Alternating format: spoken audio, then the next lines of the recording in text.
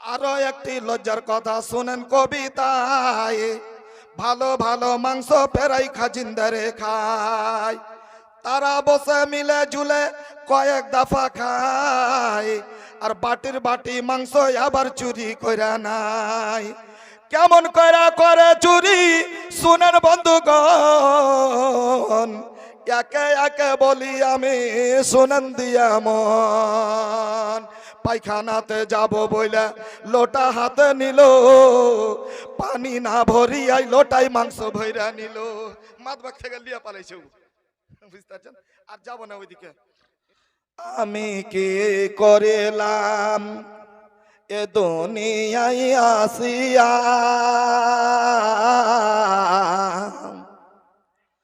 চিন্তা করে দেখ রে মন ভাবিয়া। আমরা কি করিলাম এ দুনিয়ায় আসিয়া,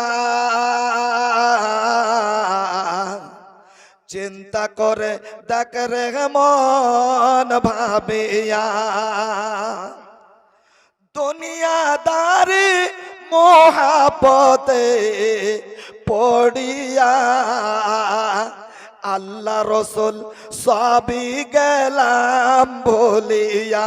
আমি কে করিলাম এ দুনিয়ায় আসিয়া,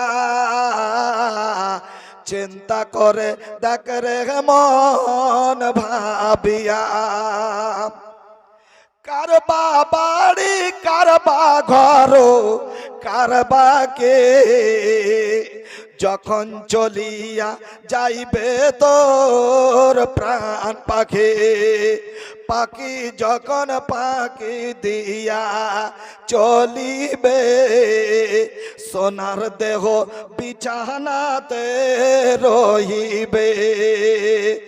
পরের পাতা গরম পানি, পরের পাতা গরম পানি করিয়া, জীবনের মতো দিবেন গোসল করাইয়া। আমি কে করিলাম এ দুনিয়ায় আসিয়া, চিন্তা করে দেখ রে মন ভাবিয়া।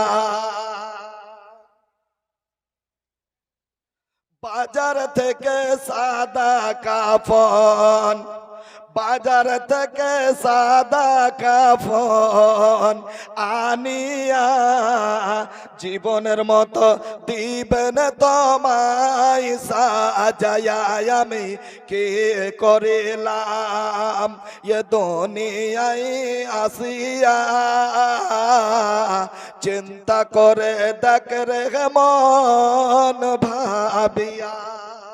উপস্থিত আজকের এই সভা মঞ্চের নির্ধারিত নির্বাচিত সম্মানিত সভাপতি মহাশয়, অন্যান্য ওলামায়ে দ্বীন, অত্র এলাকার সম্মানিত মুরব্বিয়ানে কেরাম, আমার তরুণ যুবক ভাইয়েরা, পর্দার মধ্যে আবদ্ধ থাকা অবলা সরলা সুশিক্ষিতা আমার মা ও বোনেরা, প্রশংসা সেই মহান করুণাময়ের জন্য যে মহান আল্লাহ রাব্বুল আলামিন আমাদেরকে এই একটি ইসলামী সভায় দুটো কোরআন হাদিসের কথা শোনার বলার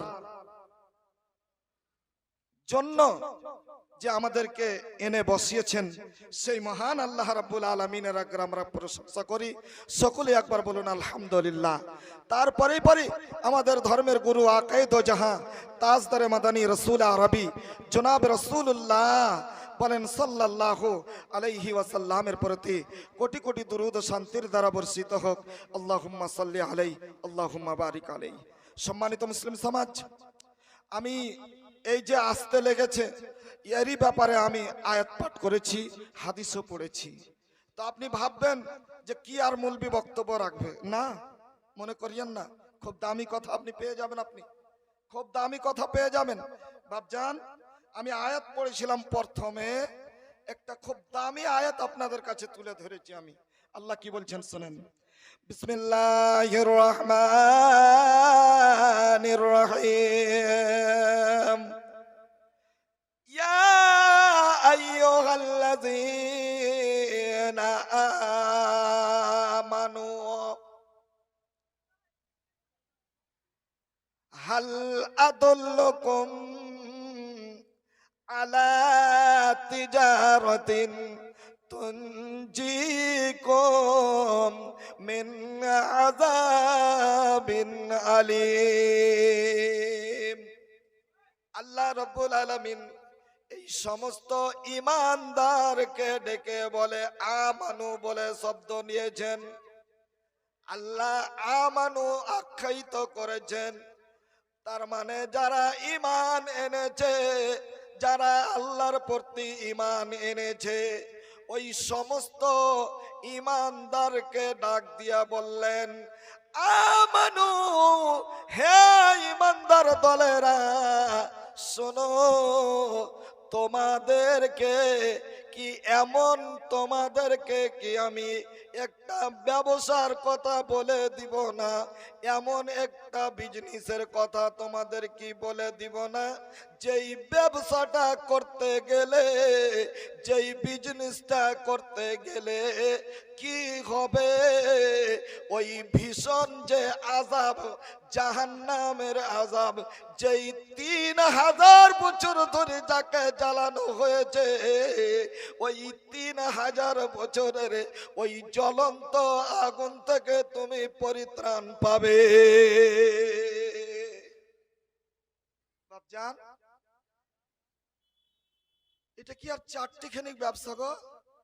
এই ব্যাপারে আপনি একটা প্রশ্ন করবেন যে এই ব্যবসাটাকে আল্লাহ ব্যবসার সাথে কেন তুলনা দিলেন? এই কাজ দুটোকে আল্লাহ ব্যবসার সাথে কেন তুলনা দিলেন? বাপজান, এই জন্য দিলেন, এই দুটো কাজ আপনি যদি করেন তাহলে কি হবে? যেমন বিজনেস ব্যবসা আপনি করতে গিয়ে আপনার নাফা হয়, লাভ হয়, লাভ হয়, ওই জন্য এটা এক প্রকারের ইসলামের ব্যবসা, আপনার জীবনের ব্যবসা, কল্যাণের ব্যবসা, আপনার জীবন ধন্য হয়ে যাবে, এর ব্যবসা আপনাকে আল্লাহ করতে বললেন।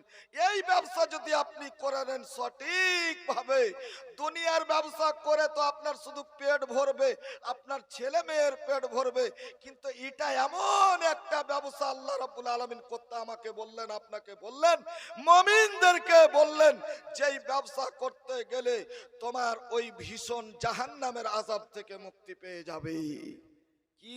কি ব্যবসা? হাল্লাদুল্লাকুম আলা তিজারাতিন তুনজিকুম মিন আযাবিন আলীম। কি ব্যবসা? তুমিনুনা বিল্লাহি, সর্বপ্রথম তোমাকে আল্লাহ বলে বিশ্বাস করতে হবে। আল্লাহ আছে উপরে, আমি যে মরব, আমার মরণ হবে, কবর হবে, হাসর হবে, হিসাব কিতাব হবে, এইগুলা সব আল্লাহ রব্বুল আলামিনের অর্ডারে হবে, আল্লাহ আমাদের করবে। এটা দৃঢ় বিশ্বাস আপনার আমার ভিতরে, অর্থাৎ মুমিনদের ভিতরে রাখতে হবে। তাই আল্লাহ রব্বুল আলামিন বললেন, এরে আমার বান্দা বান্দিরা শোনো, ব্যবসা হলো কি? সর্বপ্রথম তোমাকে আল্লাহ আছেন এটা বিশ্বাস করে নিতে হবে। আল্লাহ আছে এটা বিশ্বাস করার পরে আল্লাহ বলছেন, কি বললেন? তুমিনুনা বিল্লাহি ওয়া রাসূলিহি, এবং আল্লাহ রাসূলের প্রতি ঈমান এনে আনতে হবে।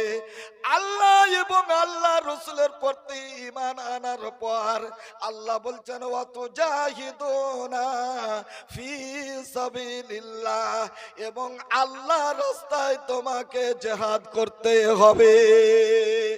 কি দিয়ে জিহাদ করতে হবে? আল্লাহ বলছেন বান্দারে, এ আমার মুমিন বান্দা বান্দিরা শোনো, কি দিয়ে তোমাকে জিহাদ করতে হবে, কি দিয়ে তোমাকে ইসলাম বাঁচাতে হবে। আল্লাহ বলছেন বে আমওয়ালিকুম, তোমাদেরকে আমি যে আল্লাহ ধন দিয়েছি, মাল দিয়েছি, ওই মাল থেকে নিয়ে, ওই ধন থেকে নিয়ে, ওইখান থেকে তোমাকে আমার রাস্তায় খরচ করতে হবে। অর্থাৎ আমার রাস্তায় খরচ করতে হবে। তোমাকে ইসলাম টিকাতে গেলে মাদ্রাসায় খরচ করতে হবে। ফকির মিসকিনের মুখে আঘাত তুলে দিতে হবে। আল্লাহ রাব্বুল আলামিন এই ব্যবসা করতে বললেন। ওয়া আনফুসিকুম, পরিশ্রম করতে গেলে, পরিজন পড়তে গেলে তোমাকে নিজের আত্মাখানাও তোমাকে দিতে হবে।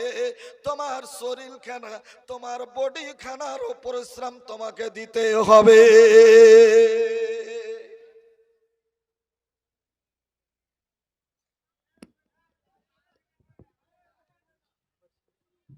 বাপজান,